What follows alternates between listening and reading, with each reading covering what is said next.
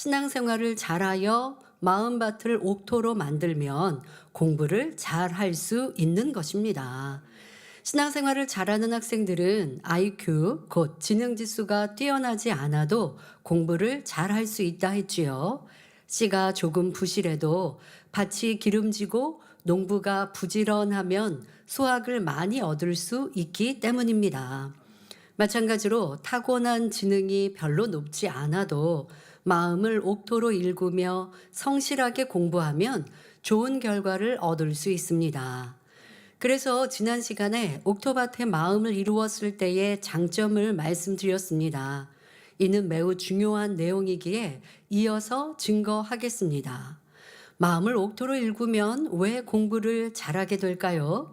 이 시간 세 가지 측면에서 살펴볼 때 공부하는 학생들은 물론 예능, 체육이나 특기로 목표를 세운 학생들에게도 능력이 되길 바랍니다.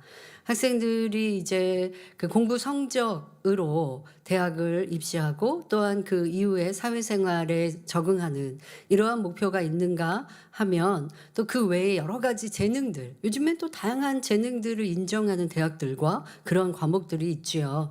그래서 그쪽으로 나는 아예 정하고 또 그렇게 준비합니다라고 한다면 그 예체능의 이 능력, 내가 뭐 몸으로 또 노래로 뭐 여러 가지 재능들이 뛰어나야 돼요. 그러면 그 재능은 열심히 훈련하고 또 내가 실력 향상을 위해서 노력하는 것, 세상에서는 그렇게 하죠. 또 그것도 주 안에서 필요합니다. 그런데 그런 나의 노력을 뛰어넘는 하나님의 능력이 임할 때는 엄청난 결과, 더 큰 성과를 거둘 수 있습니다. 그래서 이 말씀이 여러분들에게 그런 능력이 꼭 되기를 바랍니다. 그뿐 아니라 우리 장년 성도님들도 사회생활이나 삶의 발전을 위해서 큰 도움이 될 것입니다. 그래서 아무래도 공부 잘하는 비결이다 보니 학생들에게 초점을 맞추어서 설명을 합니다. 그 말씀들을 장년 성도님들은 여러분 삶에 대입을 하시길 바랍니다. 사회생활, 가정생활, 인간관계에서 적용하신다면 여러분들이 가정에서도 사회에서도 또 그로 인하여 얻고자 하는 물질의 축복, 또 육적인 행복도 가져갈 수 있습니다. 근데 그것이 육적인 나의 노력으로는 참으로 어려워요. 근데 육적인 노력과 함께 아버지 주시는 능력 안에 어떻게 성공할 수 있는지 장년 성도님들도 학생들에게 비유한 말씀들을 여러분들에게서 꼭 답을 얻으시면 좋겠습니다. 사랑하는 만민의 학생 여러분, 성도 여러분, 마음으로 공부한다는 것은 과연 어떤 의미일까요? 이는 쉽게 말해 마음의 지휘에 따라 공부한다는 의미입니다. 즉, 마음이 생각을 주관하는 가운데 공부한다는 뜻이지요. 자, 마음이 생각을 주관하여 공부한다. 우리가 공부할 때는 생각으로 이렇게 지식을 쌓고 문제를 풀고 암기하고 라고 우리는 1차적으로 생각하죠. 세상 사람들은. 그런데 마음의 주관하에 생각으로 생각이 움직인다라고 하는 것, 진리에서는 이렇게 다른 말을 합니다. 자, 그런데 이 말씀을 들으면 그래도 좀 말씀 무장이 되신 분들은 이런 성구가 떠오를 것입니다. 요한 3서 2절에 사랑하는 자여 내 영혼이 잘됨 같이 내가 범사에 잘되고 강건하기를 내가 간구하노라 하신 말씀이 떠오르지요. 그런데 이것은 그냥 성구의 내용만으로는 여러분들이 이해가 어렵죠. 이 영적인 의미를 잘 깨닫고 이 말씀을 암송한 분들은 마음이 생각을 다스려서 공부한다. 또 마음이 앞장서서 공부할 수 있다. 이런 것들과 이 요한섬서 2절 말씀이 함께 의미가 같다는 것이 이해가 될 것입니다. 자, 영혼이 잘된 사람은 영이 주인이기에 혼과 몸이 그에 따라 순종합니다. 이때 영은 진리를 이룬 영의 마음을 의미하며 다른 표현으로 옥토의 마음을 말하지요. 그러니 우리 학생들도 영의 마음을 이루어 영혼이 잘 되면 당연히 그 마음은 학생의 본분을 잘 감당하길 바라니 집중하여 공부할 것입니다. 그런데 우리가 두 마음 얘기하듯이 공부하고자 하는 마음과 놀고 싶다, 쉬고 싶다, 자고 싶다, 먹고 싶다, 게임하고 싶다 라고 하는 이런 비진리의 마음이 두 마음이 싸우면 진리 안에서 변화되기 위해서도 이 두 마음을 설명했는데 공부할 때도 마찬가지이지요. 이 두 마음이 싸우면 이 두 마음에서 하기 싫어 하는 이 마음을 주관하는 것은 혼. 이 혼을 주관하는 것은 뭐요? 사단이 주관하고 있단 말이에요. 또 여러분들이 영혼이 잘 되어 있지 않으면 자꾸 내 생각에 그냥 내 육체에 따라가는, 그런데 그게 아니라 내 마음이 나의 주인 되어서 나를 주관한다고 한다면 생각도 마음도 그에 따라 순종하기가 더 쉬워집니다. 자, 이렇게 옥토의 마음을 이루면 학생들이나 성도님들의 삶이 복된 길로 나아갈 수 있습니다. 작년 성도님들도 그렇겠죠? 나 이거 해야겠다. 뭐 회사에서 어떠한 내가 더 발전을 위해서 이런 공부해야겠다. 아니면 좀 불편케 하는 저 상대를 내가 어떻게 하든 품고 화평해야겠다. 어떻게 할까? 기도하면서 답을 얻었어요. 그러면 이제 회사에 출근했을 때 그렇게 행해야 되는데, 행하고자 하는 진리의 마음과 난 자존심도 없나? 내가 이렇게 한마디 좋은 말로 칭찬했는데 상대방이 나를 무시하는데 내가 또 두 번째 또 내가 먼저 손 내밀어야 되나? 이러한 비진리의 마음이 싸운단 말이에요. 영혼이 잘 되어 있지 않기 때문이죠. 자, 이렇게 여러분들이 이 영혼이 잘 되었다. 옥토의 마음으로는 마음이 내가 생각과 내 육체를 다스린다 라고 하는 것을 삶에도 신앙 안에도 적용하시면 나는 지금 육의 사람인가? 아니면 영혼이 잘 되어가고 있는 사람인가 깨달아서 더 정진해 갈 수 있겠습니다. 자, 그럼 구체적으로 옥토의 마음, 영의 마음이 여러분의 삶에 어떤 영향을 끼치는지 살펴보겠습니다. 옥토의 마음을 가진 사람은 첫째, 범사를 믿음의 눈으로 바라봅니다. 어떤 학생들은 공부는 해서 무엇하나? 나는 머리가 나빠서 공부를 잘하기는 틀렸어. 아니면 환경이나 부모를 탓하면서 나는 그냥 현실, 지금 난 이게 더 행복해 라고 그렇게 부정적이고 소극적인 자세로 자기의 할 본분을 하지 않습니다. 그런 생각에 사로잡히면 공부할 의욕도 별로 없지요. 지금까지 계속 말씀드렸던 것처럼 비진리 생각과 마음을 가득합니다. 부모에 대한 원망, 환경에 대한 불평. 그러면 이게 공부하려고 책상에 앉아도 집중이 안 된단 말이에요. 이런 요인, 이것도 다 잡념의 이유가 된다고 설명했지요. 그런데 옥토의 마음은 그렇지 않잖아요. 진리의 마음이니 뭐 환경을 탓하고 누구를 탓하고 하지 않습니다. 도리어 믿음으로 바라보지요. 옥토의 마음을 가진 사람은 긍정적인 마인드와 적극적인 자세로 공부에 임합니다. 주님이 주시는 능력으로 잘할 수 있어. 열심히 공부해서 하나님께 영광 돌리고 꿈을 이룰 수 있어 하고 믿음의 고백을 합니다. 결국 믿음대로 되지요. 여호수아 갈렙은 좋은 모델입니다. 가나안 땅의 백성들은 장대하고 강해 보였습니다. 그런데 여호수아 갈렙은 이들을 직접 보고도 그들은 우리의 밥이라 담대하게 고백했지요. 그렇다고 무모하게 배짱을 부린 것이 아니었습니다. 여호와께서 우리를 기뻐하시면 우리를 그 땅으로 인도하여 들이시고 그 땅을 우리에게 주시리라, 이런 믿음에서 나온 자신감의 표현이었습니다. 또한 이는 과연 젖과 꿀이 흐르는 땅이니라 하며 취할 땅에 대한 소망과 포부도 충만했습니다. 여러분, 믿음은 바라는 것들의 실상이거든요. 그러니까 나는 이렇게 잘 될 거야 하면 그러한 소망도 가져야죠. 그래서 구체적인 어떤 그림도 그리고, 그래서 믿음 안에는 바라봄의 법칙이라는 것처럼 나는 예를 들면 여러분 좋은 대학 가고 싶어요. 어떤 대학을 목표했어요. 그러면 그 대학도 가서 캠퍼스도 보고 참 멋지다. 내가 여기에 들어와서 공부하면 얼마나 멋있을까. 이러한 그림도 그려보고 놀고 싶을 때, 자고 싶을 때 나 그런 사람이 되기 위해서 이렇게 노력해야지 라고 하는 그림을 그릴 수가 있는 거예요.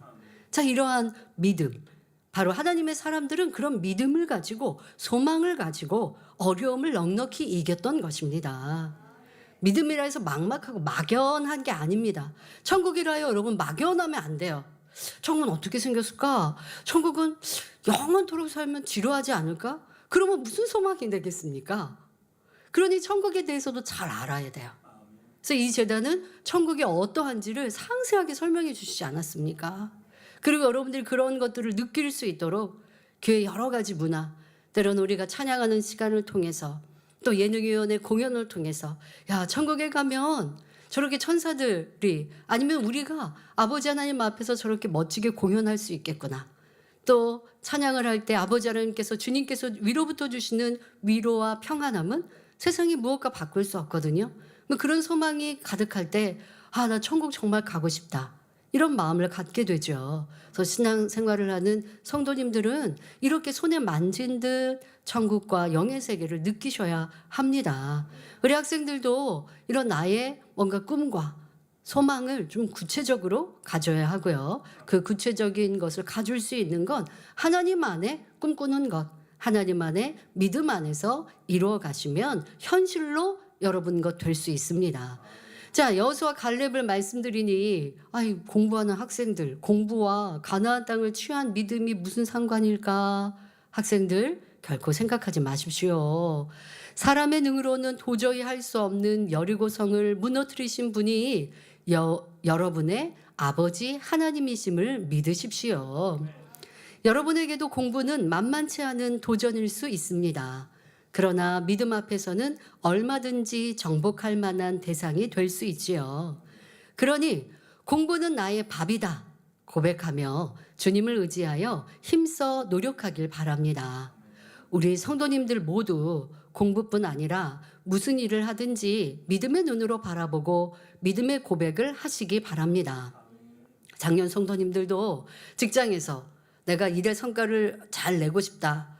또 주변에 있는 함께 동료들과 화평하고 싶은데 저 상사가 왜 나를 이렇게 미워할까? 저 상대는 나의 밥이다. 밥은 뭐예요? 내가 그 사람을 사랑하는 것. 내가 꼭 이루리라. 이러한 목표, 그러한 믿음의 표대를 삼으시고 도전하십시오. 근데 그 도전이 그 여러분들의 바람이 현실화 되어지기 위해서는 당연히 마음의 할례, 성결이 되어야 하는 것이고요. 자, 지금 말씀드린 내 목표를 세우고 그 목표를 이룰 수 있는 이 믿음을 가지려면 그 마음이 진리로 채워진 옥토가 되어야 합니다. 아니, 세상 사람들도요, 목표를 세우기는 합니다. 뭔가 우리 진리 안에서의 표현처럼 믿음을 가져보고 소망을 가져보기도 합니다. 그런데 자꾸 넘어지잖아요. 포기하잖아요. 그런데 여러분들의 믿음은 그게 아니라, 그래서 제가 말씀드린 대로 주 안에서 꿈꾸고 주 안에서 믿음을 가지라는 것이죠. 그냥 내가 이룰 수 없는 그냥 상상의 나래가 아니라 아버지 하나님이 주님이 주시는 그러한 믿음 안에서 꿈꾸는 사람, 그러려면 내 마음이 옥토로 변하는 만큼 주님이 나를 주장하실 수 있습니다. 자, 성도 여러분, 학생 여러분, 옥토의 마음을 가진 사람은 둘째, 목표를 이룸에 있어서 변개하지 않습니다. 첫째는 믿음으로 바라봅니다. 믿음을 세웠고 목표를 폿대로 세웠어요. 이게 믿음이에요. 자, 그런데 그것을 가지고만 있으면 소용이 없어요. 이루기 위해 수고해야 돼요. 그런데 이루기 위해 수고할 때는 많은 어려움도 또 포기하고 싶은 때도 옵니다. 하지만 변개하지 않을 수 있는 건 진리의 마음이 내 안에 이루어졌기 때문입니다. 때론 힘들지만 넘어질 때도 있지만 진리의 마음, 또 진리의 마음은 성령님이 나를 주장하시니 다시 일어서게 함으로 변개하지 않을 수 있습니다. 여러분이 오늘은 이만큼 공부해야겠다 하고 목표를 정해 공부합니다. 그런데 이때 유혹이 올 수도 있습니다. 피곤한데 그냥 자고 싶다. 뭔가 재미있는 일을 하고 싶다. 이런 생각이 들 수도 있고, 동생이나 친구가 오늘은 놀고 다음에 열심히 하면 되지 하고 달콤한 말로 유혹할 수 있습니다. 제일 이렇게 우리의 생각과 마음, 또 상대의 말에 넘어가기 쉬운 것, 또 스스로의 생각도요, 자꾸 자기에게 이 쉬고 싶은 선택을 하게 하는 거 미루는 거죠. 내일 하지 뭐. 이라고 미뤄요. 지금 잠깐 자고 내일 하지 뭐. 하고 목표하고 계획을 미루게 하는 거. 그거에 이제 그게 바로 사단의 역사입니다. 여러분들도 스스로도 자꾸 그렇게 나에게 쉬자라고 하는 거 요거를 이제 깨달았으면 미루는 것 아니야. 지금 하고 뭐 쉬지 뭐. 이렇게 바꿔보면 좋지 않을까요? 자꾸 쉬고 하자 이거 말고 하고 쉬자. 하고 쉬자. 그럼 마음이 얼마나 편하겠습니까? 자, 이렇게 이제 바꾸는 것도 필요합니다. 자, 그런데 여러분들이 이렇게 주변이나 아니면 스스로도 자꾸 목표하고 계획한 것을 이행하지 못하게 하려 할 때 옥토의 마음은 그래 그냥 내일부터 열심히 하자 하고 타협하지 않습니다. 옥토의 마음, 진리의 마음을 가진 사람은 그냥 내일 다음 이렇게 타협하지 않습니다. 모든 유혹을 물리치고 그날의 목표를 달성하지요. 유혹이 올 때는 물론이고 어떤 어려움을 만나도 아랑곳하지 않습니다. 목표를 향해 달려가다 보면 고민, 환경적 어려움, 사람들과의 갈등이나 실패를 겪을 수도 있습니다. 이럴 때도 마음을 옥토로 일군 사람만큼 요동하지 않습니다. 여러분, 우리가 삶을 살아가는 동안 또 천국 가는 동안 넘어지지 않고 계속 전진만 하면 좋겠어요. 그러기를 바라시죠. 아버지 하나님도. 그런데 그러지 못할 때가 있어요. 그럴 때 문제는 뭐냐? 거기에서 자포자기 할 것인가? 아니면 오래 주저앉아 있을 것인가? 아니면 빨리 순식간에 털고 회개하고 다시 갈 것인가? 그러면 넘어졌다 할 거 아니잖아요. 넘어졌어도 어떤 경우 넘어진 것 같은데 다시 일어나. 이렇게 습관이 되면 다리도 더 튼튼해져서 또 어느 때 내가 잘 넘어지더라 라는 것도 이제 여러분들이 궁금하고 깨달으면 미리 준비하고 해갈 수 있어요. 아직 넘어질 때가 있어도 옥토의 밭을 이루어가고 있는 여러분들이라면 이 말씀을 기억해서 그래 내가 넘어졌어도 다시 일어날 거야 라고 생각하고 그리고 이제 넘어지는 횟수를 줄여가야죠. 맨날 넘어졌다 일어났다 하다 보면 속도가 너무 안 나요. 그러니까 넘어지는 일들을 빨리빨리 줄여가는 것. 자, 이것도 변화의 속도를 빨리 할 수 있는 길입니다. 그래서 그러면 넘어지지 않으려면 어떻게 한다고요? 잘 넘어지는 공통 분모. 이 틀린 문제를 찾아서 미리 기도하고 넘어진 다음에도 그냥 일어났으니까 다 됐어가 아니라 왜 넘어졌지 하고 전에 지나고 간 시간을 돌아보면서 잘못된 것, 부족했던 것을 찾아서 또 회개하고 고쳐가면 넘어지는 횟수가 줄어들다가 넘어지지 않을 수 있다고요.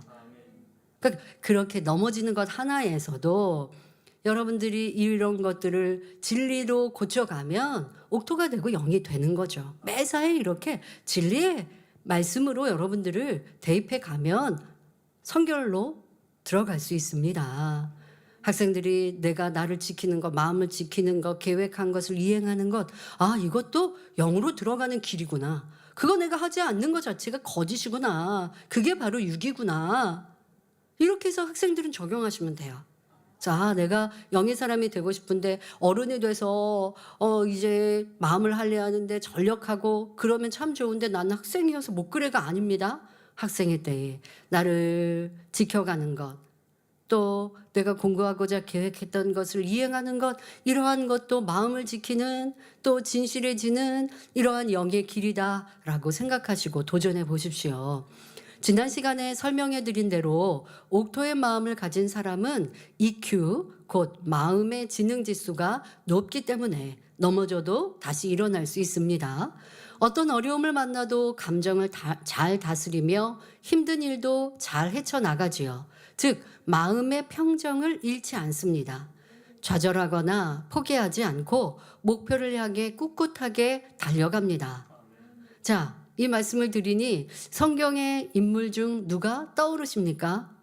자, EQ를 지금 중요하게 설명을 지난주에도 했는데 다시 오늘도 말씀을 드릴 겁니다. 그런데 넘어져도 다시 일어난다 라고 하는 이러한 덕목이 어떤 인물이 떠오르십니까? 빌립보서 3장 13절 14절에 형제들아 나는 아직 내가 잡은 줄로 여기지 아니하고 오직 한 일, 즉 뒤에 있는 것은 잊어버리고 앞에 있는 것을 잡으려고 표대를 향하여 그리스도 예수 안에서 하나님이 위에서 부르신 부름의 상을 위하여 쫓아가노라.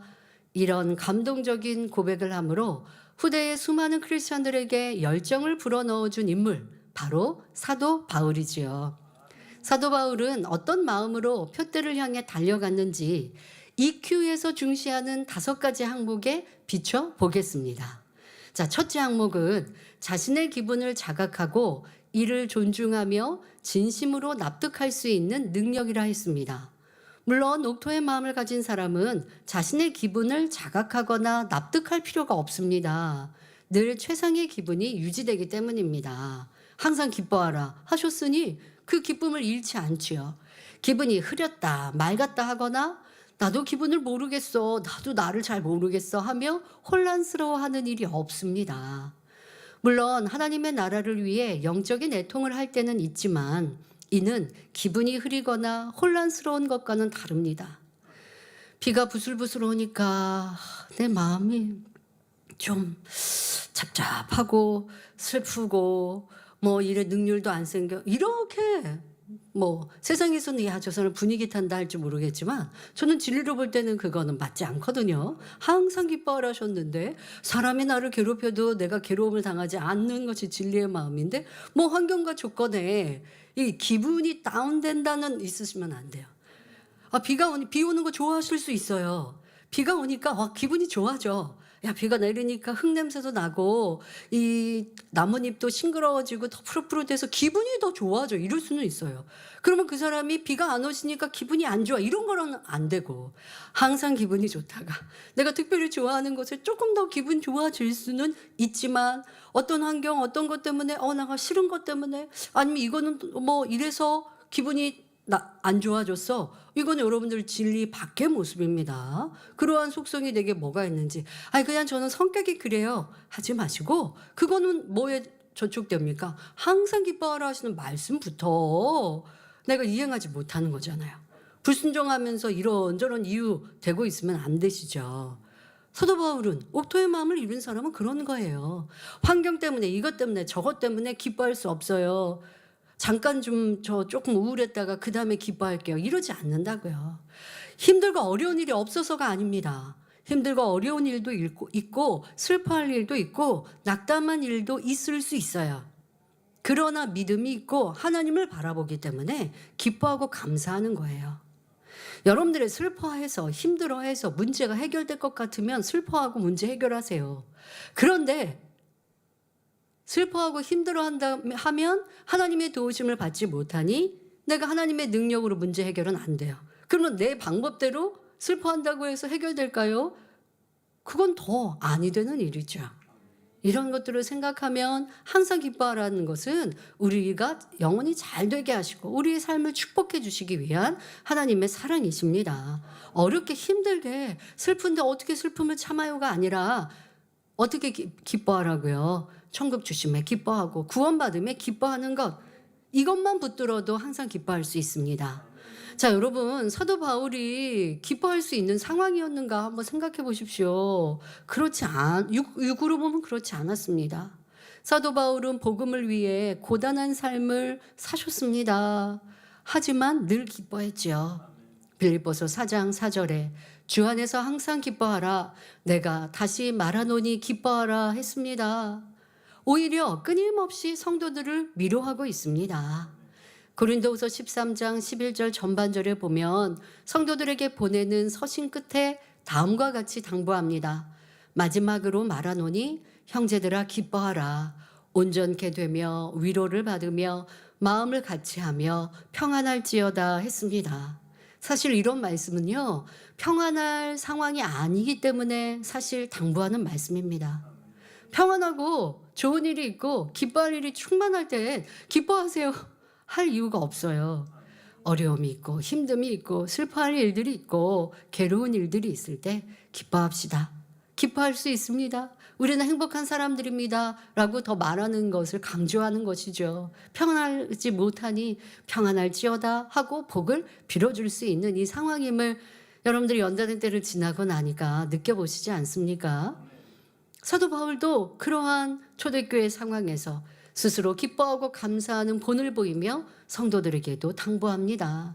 바울은 자신의 마음이 항상 기쁘고 평안했기에 이처럼 성도들을 격려하고 위로할 수 있었던 것입니다. EQ의 둘째 항목은 충동을 자제하고 스트레스의 원인이 되는 불안이나 분노와 같은 감정을 제어하는 능력입니다. 사도 바울은 육의 관점에서 보면 스트레스 받을 일이 너무도 많은 삶을 살았습니다. 불안이나 분노를 느낄 수밖에 없는 상황이 참으로 많았지요. 바울은 늘 생명의 위협을 느꼈습니다. 아무 죄도 없이 억울하게 갇히거나 매도 많이 맞았지요. 유괴 사람 같으면 스트레스를 못 이겨 병에 걸리거나 사망했을 것입니다. 그런데 바울의 마음에는 늘 희열이 넘쳤습니다. 심하게 매를 맞고 깊은 감옥에 갇혔을 때도 하나님을 찬미했지요. 마음밭을 옥토로 일구는 만큼 악이 없어지기에 불안이나 분노 같은 감정이 일어나지 않습니다. 자신의 욕구도 얼마든지 제어할 수 있습니다. 그래서 마음이 늘 호수처럼 잔잔합니다. 우리 고린도전서 강의에 듣고 있다시피 때로는 성도들이 자기네들은 분별한다고 하면서 사도 바울파, 아볼로파라고 하기도 하고 또 그렇게 했다라고 한다면 그것만 파만 나눕니까? 평가하지 않습니까? 아유, 저분은 좀 이래. 나는 그러니까 이분이 더 좋아. 이러한 평가들도 얼마나 있겠습니까? 그러니 성도들이 평가하는 것, 판단하는 것이 나에게 작은 일이라고 말씀하고 계시죠. 그런다 할지라도 마음이 상하지 않습니다. 이 얼마나 크고 넓은 마음입니까? 왜요? 그 마음이 진리인 옥토이기 때문입니다. 자, 이런 마음으로 산다면 어찌 행복하지 않으며 무엇을 목표한들 이루지 못하겠습니까? 그러니 우리 학생들과 성도님들도 속히 옥토의 마음을 일구어 환경과 조건에 상관없이 늘 행복하시기 바랍니다. 어떤 우리 학생 중에 그런 초등학생이었어요. 편지를 썼는데 어떤 암흑의 친구가 유독 그 친구가 자기에게 조금 불편케 한다는 거예요. 그래서 좋은 말로 그러지 말라고 얘기를 해도 자꾸만 자기에게 뭐라고 이렇게 꼬투리를 잡아서 불편케 해서 자기가 짜증이 나서 이걸 고치려고 기도해요, 당회장님, 이렇게 하는 편지를 보았습니다. 참 사랑스럽죠. 진리의 마음을 읽으면 나를 조금 괴롭히든지 아니면 이렇게 와서 간섭하든지 그게 그냥 아무렇지도 않는 거예요. 사실 어른 입장으로 보면 저 친구가 이 친구하고 친하고 싶은가? 왜 이렇게 자꾸만 톡톡 건드리지? 이렇게 생각되거든요. 저는 편지를 보면서 그런 생각도 들었어요. 그런데 어쨌든 당사자는 내가 좀 크게 괴롭힘을 받아서 이런 편지를 쓴 건 아니고 좀 귀찮은 아니면 자꾸 꼬투리 잡거나 하는 것들이 있는 거죠. 그래서 진리의 마음을 이뤄나가면 이런 것들이 그냥 아무렇지도 않은 주님의 마음일 텐데 이 말씀을 듣고 있는 우리 아동지원학교 친구도 또 우리 학생지원학교 학생들도 작년 성도님들도 사람 때문에 누구 때문에 내가 참 괴롭고 힘들다 평안하지 않다 일의 능률이 생기지 않는다 이런 말 핑계 대지 말고 그 사람을 품는 것 사랑으로 섬기는 것 자 이런 것에 변화를 가져오시면 여러분들이 이기는 거예요. 진정 승자는 섬기는 사람 마음으로 품는 사람이에요. 지는 사람은요 그렇게 불평불만이 많아요. 이렇다 저렇다 해요. 근데 마음이 큰 사람 바다와 같은 사람은 뭐라고 해도 그냥 그러려니 누가 전달도 해줘요.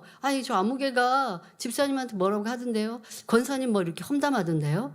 내가 오해거리를 샀나? 나는 여유로워요. 얼마나 멋지고 아름답습니까? 이렇게 진리의 마음을 이루면 요동할 필요가 없습니다. EQ의 셋째 항목은 목표 달성에 실패했을 경우에도 좌절하지 않고 자기 자신을 격려할 수 있는 능력입니다. 낙심하지 않는 마음은 옥토밭의 대표적인 특징입니다. 혹 실패한다 해도 하나님을 믿기에 기뻐하고 감사하지요. 사도 바울의 사역은 육으로 보면 실패의 연속이었습니다. 복음을 전하는 곳마다 시기가 가득한 유대인들이 바울을 따라다니며 회방했기 때문입니다. 우리는 진리로 보면 사도 바울은 이 신약 성경에서 신약 시대의 최고의 권능의 사역자였어요. 이거는 당연히 성공한 사람이잖아요. 그런데 사도 바울의 삶을 들여다보면 그렇게 하나님의 권능을 행하는데도 유대인들이 쫓아다니면서 방해하고 있습니다. 그러니까 그 현실을 보면 하나님이 왜 안 지켜주시지? 이거는 육신의 생각. 하나님이 지켜주시는 건 뭔데요? 그건 놀라운 권능.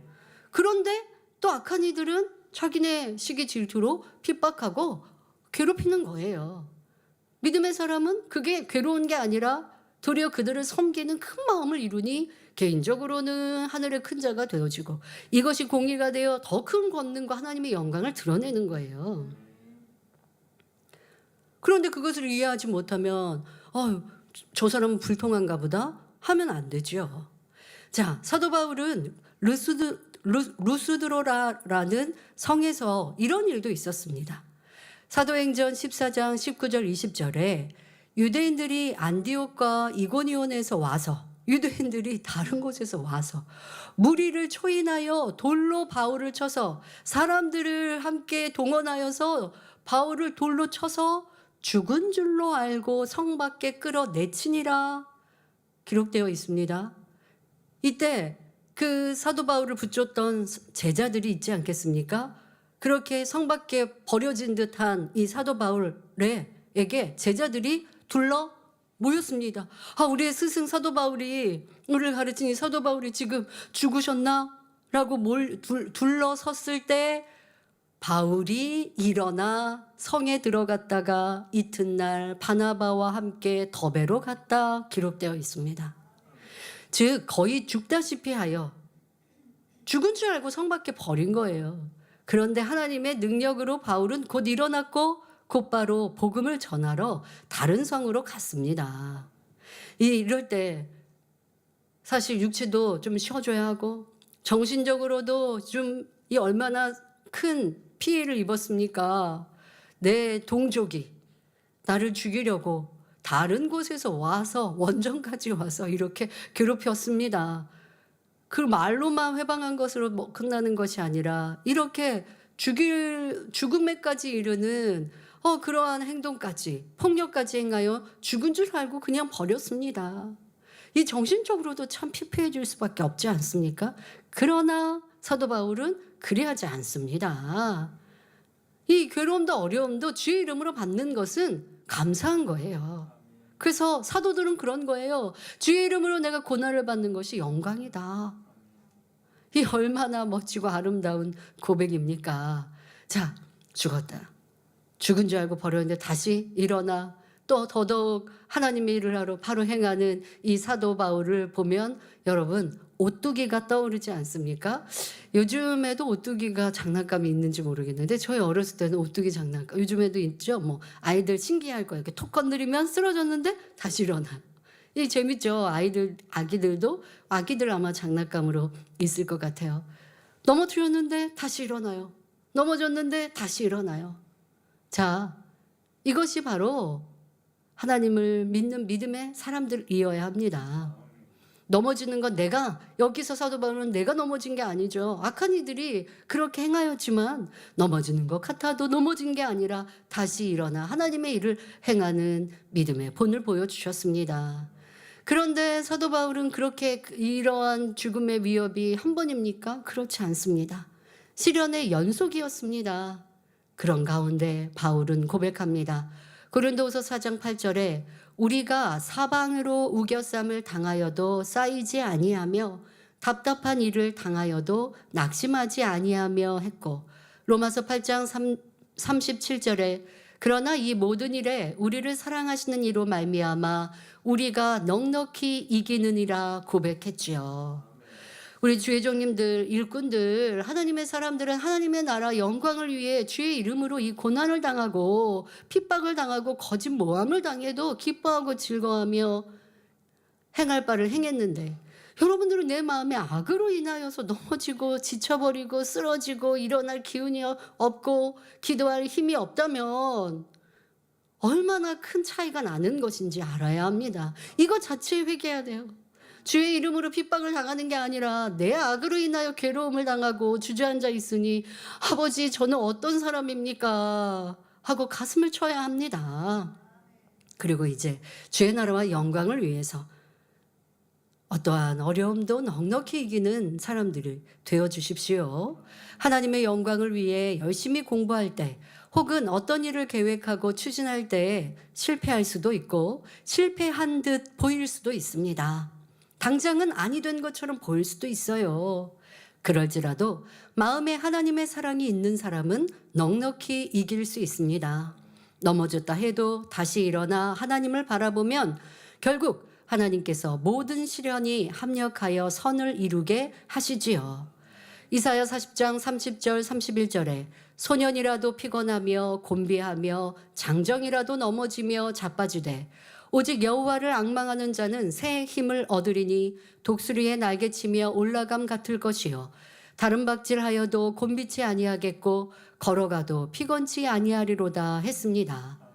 우리 성도님들은 어떤 어려움을 만나든지 결코 낭망하지도 지치지도 마시고 하나님의 사랑을 영양제 혹은 비타민 삼아 새 힘을 얻으시기 바랍니다. 자, 지금은 옥토의 마음을 이루었을 때 크게 두 번째 목표한 바를 이루기 위해서 변개함이 없는 이러한 특징을 말씀드리고 있고요. 그 특징 중에 사도 바울을 들어서 EQ의 5가지 항목에 대하여 사도 바울도 EQ가 충만한 분이셨구나 라고 하는 걸 설명하고 있습니다. 자, EQ 넷째 5째 항목은 타인의 감정에 공감할 수 있는 능력과 집단 내에서 조화를 유지하고 다른 사람들과 서로 협력할 수 있는 사회적 능력이라 했습니다.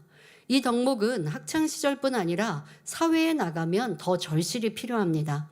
사랑이 식어지고 개인주의가 자리 잡은 현대 사회에서 이런 덕목을 갖춘 사람은 다른 사람에게 사랑과 인정을 받게 되지요.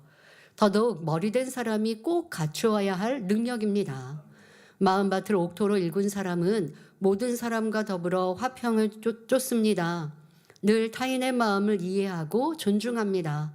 마음을 헤아려 배려하며 자신의 유익보다 상대의 유익을 먼저 구하지요. 또한 분쟁이 있는 곳에서도 중재자의 역할을 하여 오히려 화평하게 만듭니다. 그래서 학교 친구들이나 직장 동료들과 관계가 원만합니다.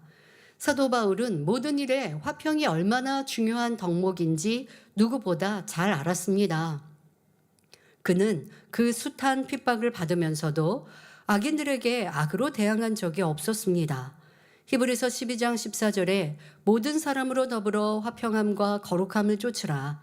이것이 없이는 아무도 주를 보지 못하리라 말씀하며 화평은 성도들이 거룩하신 주를 뵙기 위해 꼭 갖춰야 할 자격 요건임을 강조하지요. 우리 학생들은 가정이나 학교에서 모두와 화평을 이루시는지요? 만약 가정에서 형제와 부모님과 툭하면 다투고 부딪힌다면 안정적으로 공부에 몰입하기는 어려울 것입니다.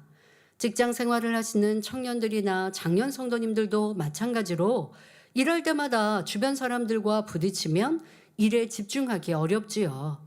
공부를 많이 해서 지식이나 기술이 출중해도 화평하지 못하면 능력을 발휘하기는 어렵습니다. 주변 사람들과의 협력 없이 이룰 수 있는 일은 없기 때문입니다.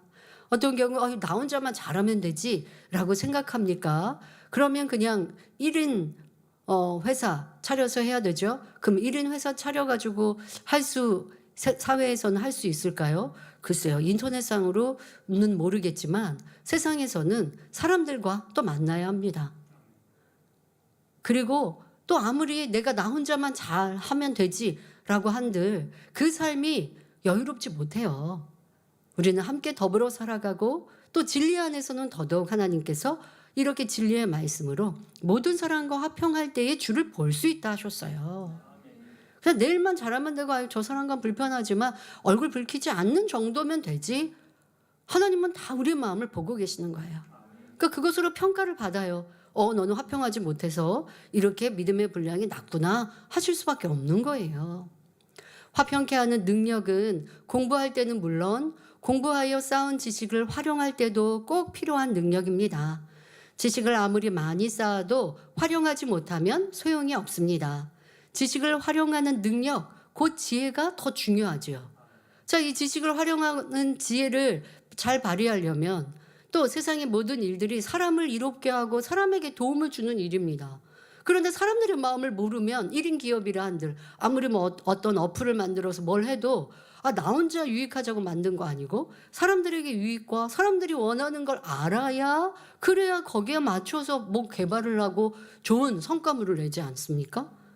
그러니 나 혼자 잘한다고 되는 게 아니고 사람들의 마음을 아는 이런 화평함이 굉장히 중요한 것이죠. 모든 일이 그리합니다. 그러니까 일을 하다가 부딪히거나 불편해질 때 자기 일은 잘하는 것 같지만 이렇게 이렇게 해주세요라고 하는 걸 이해 못하는 사람들이 있는 거예요. 이 정도면 되지 않나? 그런데 상대방은 이렇게 이렇게 이렇게 할 때 다른 일들, 다른 사람과의 관계가 좋아지기 때문에 얘기하는데 나는 그냥 이게 좋은데요. 고집하니 쓰임받고 인정받을 수 없는 것이죠. 그래서 화평해야 여러분들의 지혜, 지식이 마음껏 발휘될 수 있습니다. 사회생활에서 마찬가지입니다. 본문 말씀 야고보서 3장 17절 전반절에 오직 위로부터 난 지혜는 첫째 성결하고 다음에 화평하고 했습니다. 하나님께서 주시는 뛰어난 지혜는 결국 성결한 마음, 화평을 쫓는 마음에 임합니다.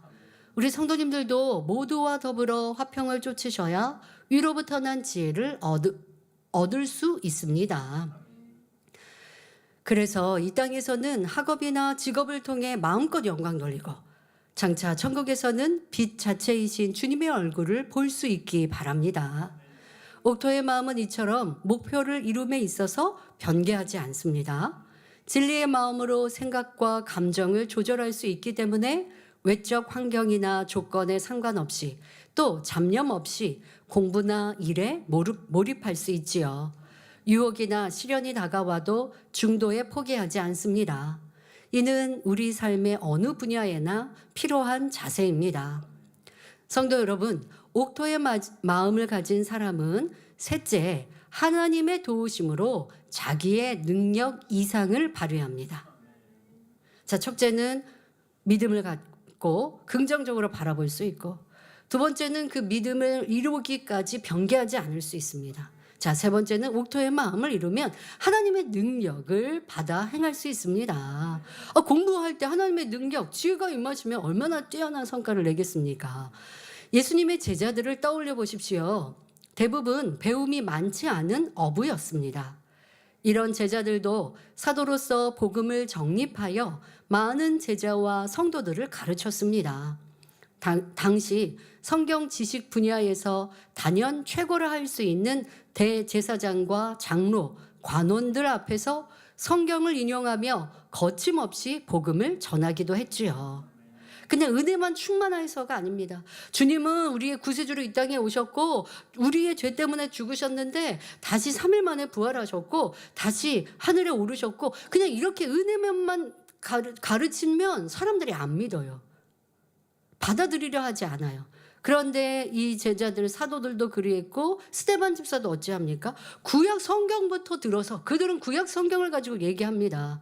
지식 있는 이들이, 율법자들이, 그러니까 그들이 설명하는 구약 성경을 가지고 예수 그리스도를 전하는 거예요. 그러니 마음문을 열고 받아들이는 이들이 많았던 것이죠. 사도행전 4장 13절에 보면 이 베드로 사도들의 가르치는 이 말, 구약 성경까지 들어서 설명하는, 예수 그리스도를 설명하는 그들의 말을 듣고 말합니다. 이 율법자들이, 지식 있는 이들이 얘기합니다. 베드로와 요한이 기탄 없이 말함을 보고 그 본래 학문 없는 범인으로, 평범한 사람으로 알았다가 이상히 여겼다 기록되어 있습니다. 베드로나 요한 어부 출신, 그냥 평범한 사람들 아니야? 그런데 어떻게 저렇게 지식 있게 얘기해? 하고 놀라더라는 것입니다. 이는 성령의 도우심으로 가능했던 것이지요.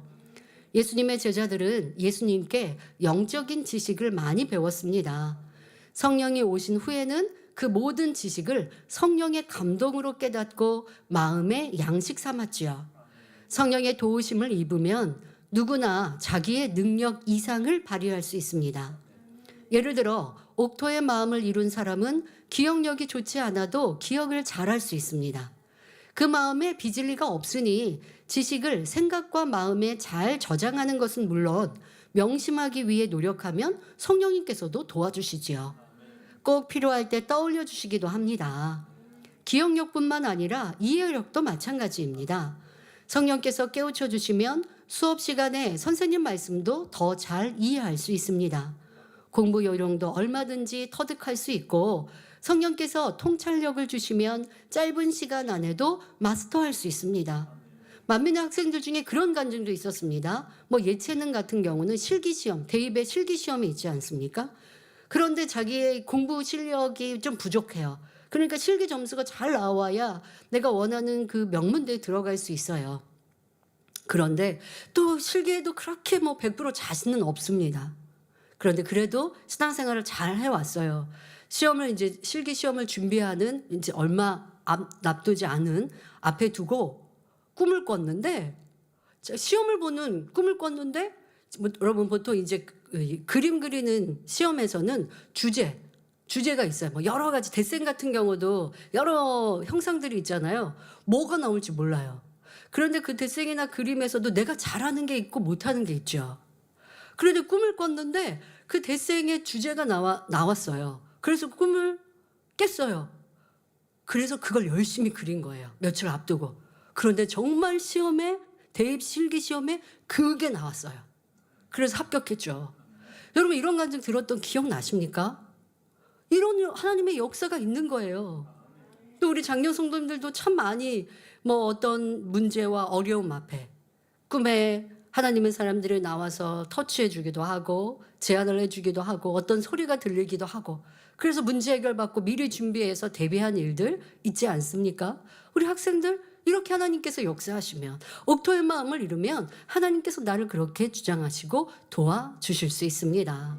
사심 없이 하나님께 영광 돌릴 마음으로 간절히 구했을 때 하나님께서는 무한하고 신비한 능력으로 도와주십니다. 물론 하나님의 도우심은 하나님 앞에 신뢰를 쌓은 상태에서 믿음으로 구할 때 받을 수가 있습니다. 평상시에 내 마음대로 그냥 살고 신앙생활도 잘 안 하다가 시험 앞두고 있으니까 하나님 이 시험 나올 문제들만 저한테 콕콕 알려주세요. 꿈으로 떠올려 주세요. 절대 하나님은 응답 안 하세요. 하나님 무슨 쪽집게 과외하시는 분이 아니에요. 하나님 이걸까요? 저걸까요? 이렇게 제가 이렇게 연필 제 학창 시절에는 연필 굴려서 1, 2, 3, 4번 모서리 그려놓고 하나님은 그런 분이 아니시거든요. 기도하고 여러분들의 삶이 하나님 앞에 합당할 때 꼭 그 기도가 쌓이고 하나님이 응답하고 축복해 주시기에 합당한 심령과 모습, 믿음일 때 역사하시는 것입니다. 그러므로 우리 학생들과 성도님들은 하나님께 신뢰를 드리는 자녀가 되시기 바랍니다. 그래서 주님이 주시는 능력으로 성령의 도우심을 받아 여러분이 가진 능력 이상을 발휘하시기를 주님의 이름으로 기원합니다. 결론을 말씀드립니다. 지혜로운 만민의 학생 여러분, 성도 여러분, 열심히 공부해서 오직 하나님께 영광 돌리겠다는 원대한 꿈을 가지십시오. 그리고 마음을 옥토로 읽으며 성실히 공부해 보십시오. 하나님께서 여러분에게 열정과 지혜를 주실 것입니다. 학교, 가정, 일터, 사업터에서 영광 돌리게 하시고 영혼을 구원하는 일에 사용하실 것입니다. 다니엘서 12장 3절에 지혜 있는 자는 궁창의 빛과 같이 빛날 것이요 많은 사람을 옳은 대로 돌아오게 한 자는 별과 같이 영원토록 비추리라 말씀하셨습니다. 여러분의 지식과 지혜로 혼탁한 이 세대 가운데 길을 잃은 무수한 영혼을 참 진리이신 하나님께로 인도하시기 바랍니다. 그리하여 장차 천국에서 영원토록 빛나시기를 주님의 이름으로 축원합니다. 환자를 위해 기도합니다. 아픈 분들은 아픈 것 위에 손을 얹으시고 아프지 않으신 분들은 마음에 손을 가지고 가슴에 손을 얹고 기도받으시기 바랍니다. 좋으신 아버지 하나님, 이 시간도 함께 예배하며 기도하는 모든 성도들마다 친히 안수하여 주옵소서. 머리부터 발끝까지 뼈마디 오장육부 신경조지 세포 이르기까지 성령이 불로불로 태워 깨끗하고 강건케 하여 주옵소서. 예수 그리스도 이름으로 명언하니 모든 질병 균들아 연약함아 어둠들아 다 물러가며 떠나갈지어다. 몸의 모든 통증들도 사라지게 하시고 연약한 것들도 강건케 하시고 모든 질병균들 성령의 불로 태워 깨끗게 강건케 하여 주옵소서. 연약한 것들도 재창조의 권능으로 역사하시사 잘 보이는 눈, 잘 들리는 귀, 마음껏 걷고 뛰며 영광 돌리는 하나님의 아들 딸들 되도록 강건케 하여 주옵소서. 우리 학생들 공부 잘하는 비결 말씀을 들었습니다. 이제 말씀에 순종하여 열심히 공부할 때에 하나님의 은혜 능력 가운데서 좋은 성적 거두며 또한 목표한 바를 이룰 수 있는 우리 멋진 만민의 학생들이 되게 하여 주옵소서. 또 한 주간도 전국 전 세계 만민의 성도님들과 지교의 지성전을 지켜 보호하여 주옵시고 우리 성도님들의 마음의 소원도 또한 응답하여 주옵소서. 원수만 어둠이 틈타지 엎어지 못하도록 성령의 불담으로 창문천사 주님의 불꽃 같은 눈동자로 가정 일터 사업터를 지키시고 보호하여 주옵소서. 감사드리며 우리 주 예수 그리스도의 이름으로 기도하옵나이다. 아멘. 예, 특별한 광고 먼저 드릴 텐데요. 주보에 보면 수요 예배가 주회장님이 아닌데 보신 분들은요 있으실 텐데요. 이번 6월 24일 수요 예배는 전도 간증 시간을 갖습니다. 그래서 2025년 전도 1등한 김소담 권사님의 전도 간증 시간을 갖도록 하겠습니다. 이 지교회에서 초청해서 간증 듣기를 원하셨어요. 그런데 제가 아무리 생각해봐도 이분의 간증이 또 전도의 노하우가 참 은혜로울 텐데 지교회 한 곳에 은혜 받으면 또 다른 곳도 요청하실 텐데 주부에다가 또 하나님 일도 바쁘고 또 직장도 있으신데 그렇게 여기저기 다니시기에는 또 너무 부담스럽고 또 우리 본교회 성도님들도 다 듣기 들으시면 은혜로울 것 같아서 수요 예배 시간에 간증하고요. 다음 주에는 또 다른 또 전도 간증이 준비되어 있습니다. 은혜 받으시길